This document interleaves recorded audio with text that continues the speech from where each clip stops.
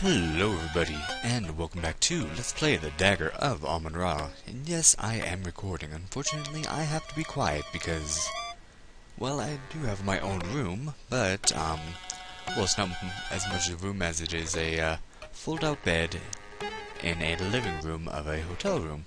Anyway, well, I'm here by myself, so I figured I might as well record. I have my laptop, I have everything. Unfortunately, I forgot my laptop mouse, even though I had it sitting there thinking, I should take this too, it'll help, and I forgot it, so this might make things a little bit awkward, but I'll get by. Anyway, there's a couple things I want to show you. I actually loaded earlier in the game because there's secret passages that I neglected to show. Now, the first one, I should also mention that these secret passages aren't necessary. They don't unlock anything special. They're just sort of shortcuts, and they're pretty cool. Now, this first one, like I said, for some reason, I had to load a really early game to get this one to work. Because they go in any later, even if this office is empty, you try to unlock it and Laura will say, or the narrator will say, not in front of somebody, even though there's nobody to see, well, except for the snake. But the snake doesn't count. Anyway, so I do not have the lamp, so, you'll just have to take my word that this one goes to the alcohol preservation lab. But of course, as you can guess, this will happen.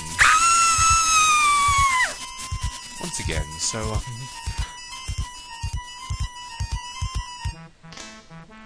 yeah, you've already seen this, so I'll just go on to the next one. Alright, so the next secret passage is actually here in Wolf Heimlich's office. Now, if you click on this, one of his metal cases, that opens. And before you go in, you want to turn on your lamp. Alright. And then, click on the button. And that's what a secret passage looks like when you're not being killed by bats. And this leads up to President Carrington's office. And unfortunately, these, I don't believe that these passages are reversible. I don't think so. Don't touch it. Don't touch. Yeah, they're only one way, so you can't go back to Wolf's office from here. Anyway, I will show you the last one. Actually, you've already seen it, but I'll show you where it leads. Anyway, when you take the passage in Olympia Miklos' office, you actually end up just coming out from behind these alcohol vats, and you can't go back, so I just wanted to show you that. But, of course, the secret passage which I already showed, but didn't actually show all the way, is this one, which is open from Ernie's office. Luckily, my lamp is still on. It doesn't stay on forever, so make sure to check. Go through here, and I think this one's pretty cool. You'll see.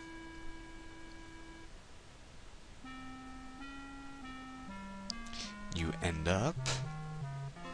right there. That's pretty neat right there. And of course you can't go back through it that way, so yeah, it's another one-way passage. Anyway, let's actually get on with Act 4. I know you're excited for it, and so am I. Alright, so let's get started. Oh, My Ernie, he was a wonderful man. I really loved him. Oh, sure you did. I know your type, Yvette. I know you didn't really love him. She's calling But her I out. did. Ernie was the first man I've ever really loved. I was even trying to find work for him so he could make the extra money. Why did he need extra money? That's He had a good good question. job here, didn't he? It was the gambling. The ice pick. He killed my Ernie for the gambling debts. Ice pick. Ernie wasn't killed with an ice pick. No, the ice pick is the... how do you say it? The lone fish. Lone shark. Lone fish? Oh, you mean ice pick is the name of a lone shark? There we go. Oui, the ice pick is an evil man. You're sure he's the one who killed Ernie? My Ernie, he was worried about the ice pick. He told me about him this evening. Very curious. Very curious I'm surprised you had time to see Ernie tonight. Why is that? Because you've been spending so much time with Mr. Dorian. What? We haven't seen her Oh, with you mean the Steve? Steve at all. He's the attractive man, but we are only the friends, no? But my Ernie, what will I do without him? I can see you're upset. I'll leave you alone. Oh Lord, you can be a little bit... whatever. Hey, Steve! Steve is actually Mr. still Dorian. here. Miss Bow, We haven't seen him since the party. Thank you for showing me your scars, Steve. They were very, very nice. Oh dear. That's awkward. Haven't seen you in a while, Mr. Dorian. well, women keep carrying me off. Carrying you off? Yeah.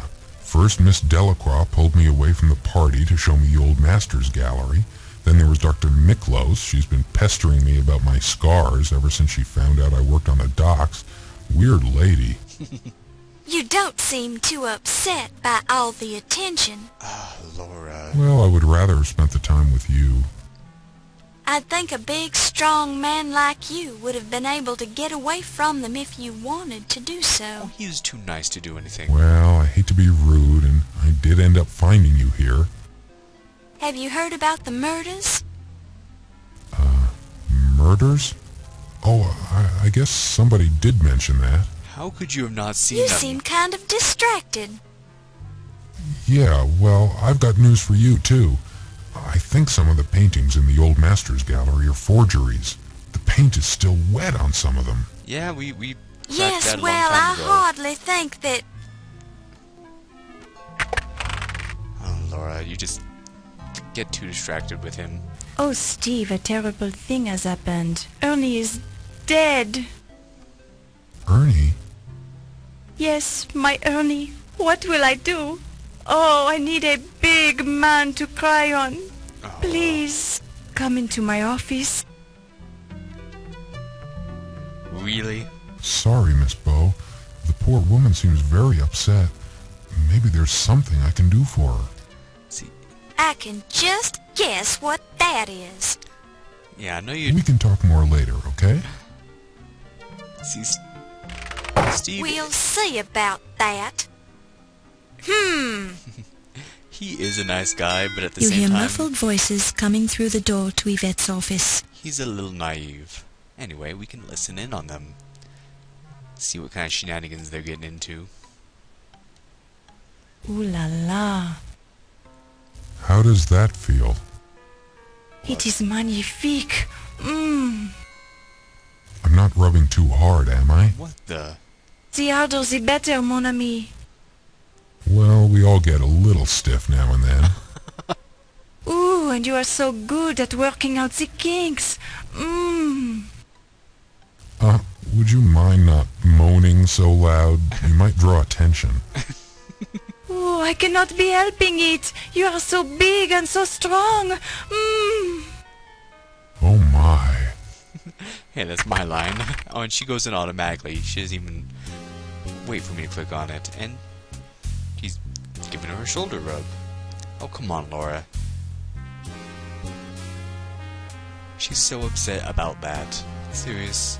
Really? Oh, dear! Miss Bow, Sacré bleu. I can explain this. You walked in on so I much bet worse. you can, Mr. Dorian. I'm just rubbing her neck. Oui, and he does it so well.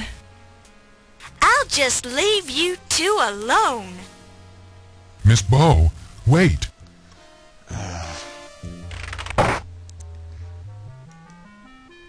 Really, Laura? Not even gonna get into that. That's just... Come on, you're better than that, Laura. Anyway, there was supposed to be a meeting at 3 a.m. in the Alcohol Preservation Lab between Wolf, Yvette, and the President, I believe, or Watney Little, really. And it's 3 a.m. But, as you can see, nobody shows up. How odd. So Wolf isn't here, Yvette isn't here, and of course, Watney Little's dead. But something to take note of right here. The container is full of an oily liquid. This is snake oil. If somehow, for some reason, you use your snake oil elsewhere, you need to refill it here. You will use your snake oil in quarters, so that means every time you use it, it will empty out 1 quarter. You need all 4 quarters, so if you have a full bottle, you should be good as long as you don't waste any. However, if you are missing even a single quarter, you need to come back here and get more. No ifs, ands, or buts about that. Alright, anyway. Now...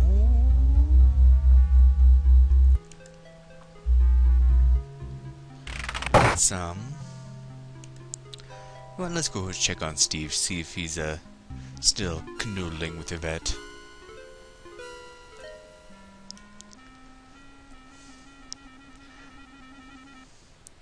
Hey, it's the Countess. Actually, I want to ask her something. Where is it? Haha. Ask her about the President Waldo Colleton's pocket watch. Oh, whoa. I beg your pardon, Countess?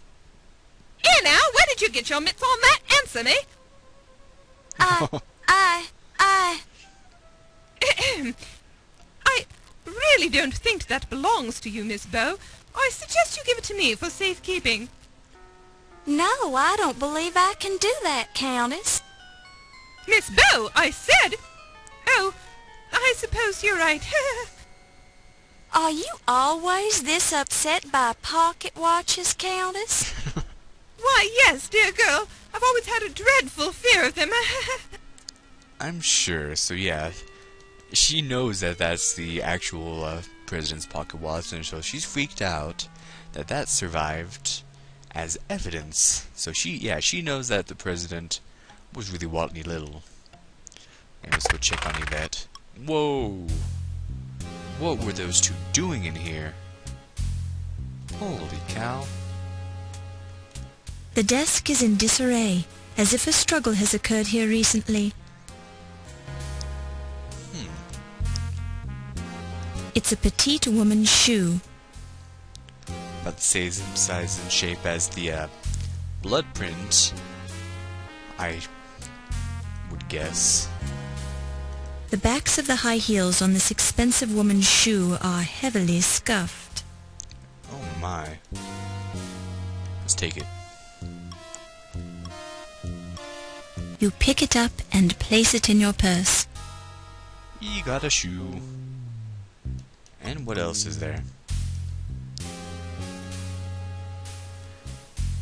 A close look seems to indicate that the red hairs belong to a human.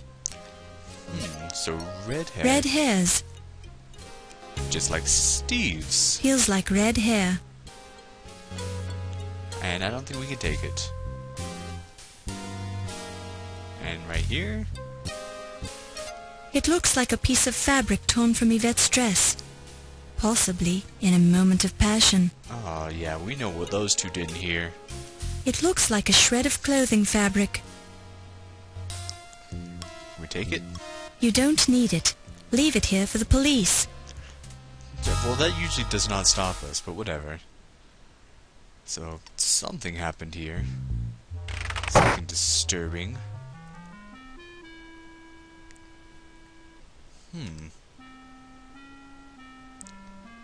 Well, I wonder where they got off to. Whoa!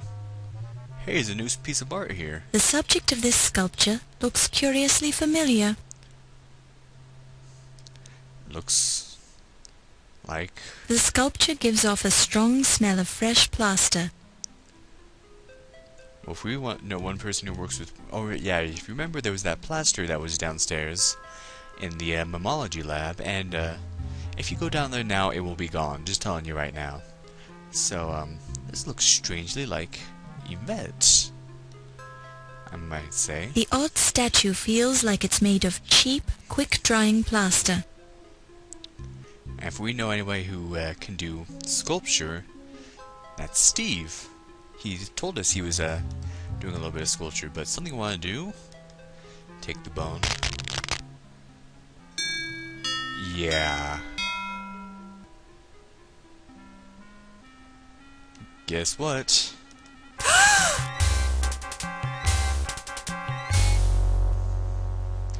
Yvette Delacroix has been murdered. Yvette's face doesn't look as good in death as it did in life. Perhaps because her makeup is covered with plaster dust. That'll do it, and you can see... The scarf around Yvette's neck looks suspiciously like the hosiery she was wearing on her legs earlier. Oh dear.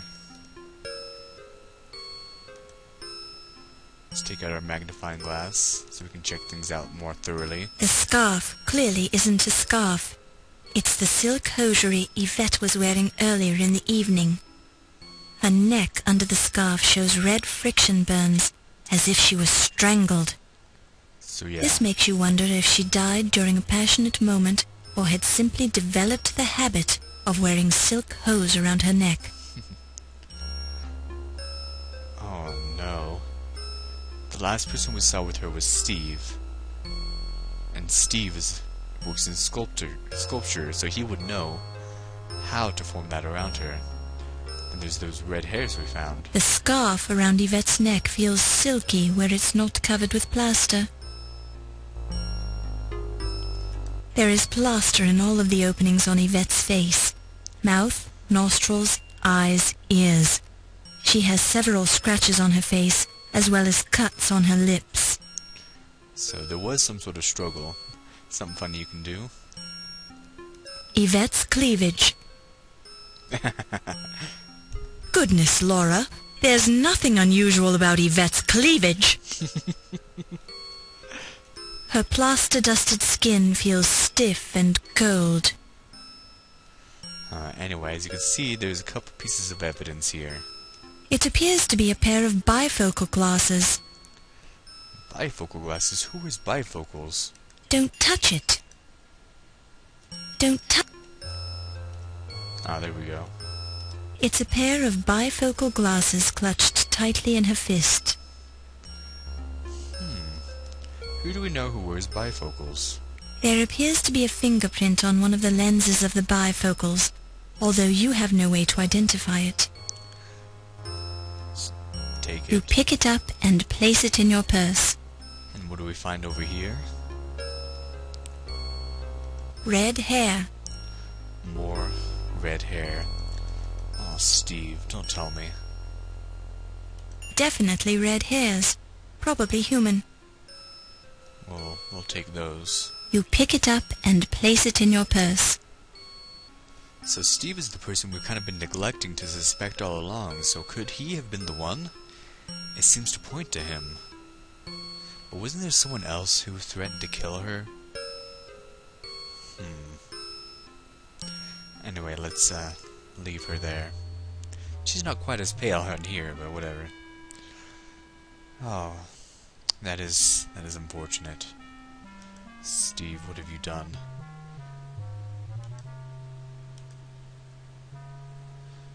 Well, let's we're running out of people here.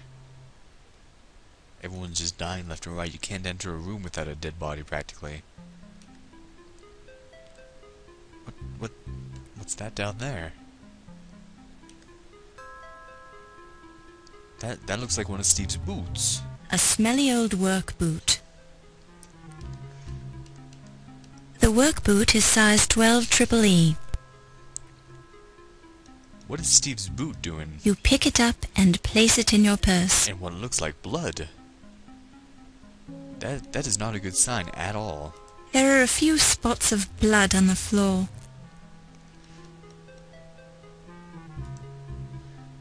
The blood is red and almost dry. There seems to have been a struggle here.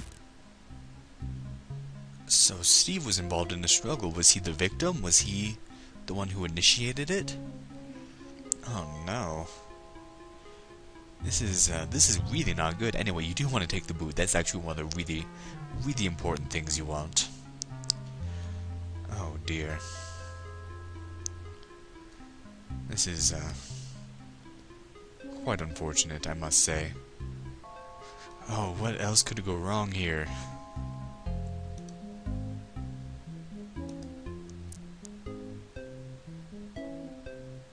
Well, At least with Yvette dead, that kind of takes away one suspect, unless she could have murdered the other ones and been murdered by someone else. And we get a little scene. Meanwhile... Oh, no.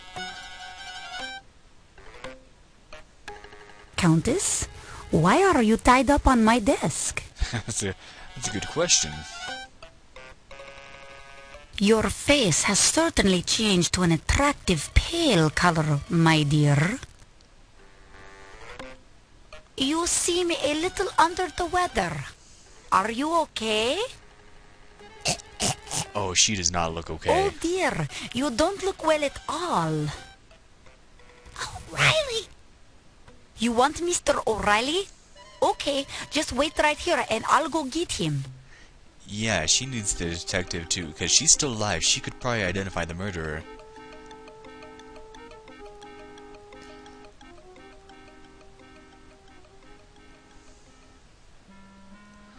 Oh, but yeah, that's one of the most Hello, Miss Bo. frightening Do things. you know where Mr. O'Reilly is? Well, no, not exactly. I assume he's still in the museum. Well, I'll find him. If you see him first, would you tell him that the Countess is dying on the desk in my office? Oh, The Countess Jesus. is dying? What's wrong with her? Well, she's looking rather pale. Her eyes are glazed, and she's not breathing much. I'd guessed she'd been bitten by a snake. Oh, no. By a snake? Must you keep repeating everything I say? In any case, I've got to go now. Okay, so quick note right here. Once you enter into that office, the moment you leave, you will start the next act, and that will start a trigger of events that you pretty much have to go through. So, yeah, before you enter into this office, do anything else that you need to do. Alright, let's go check on the Countess. And what's... Yeah, the Cobra or Viper or whatever it is not in its cage. So we have two items to take care of it. We need to get that thing cornered and we need to lasso it. So first, snake oil. Splash it once. Twice. 3 times, no more than that. Alright, so now if I look at my snake oil... A bottle of Dr. Moribund's guaranteed snake oil.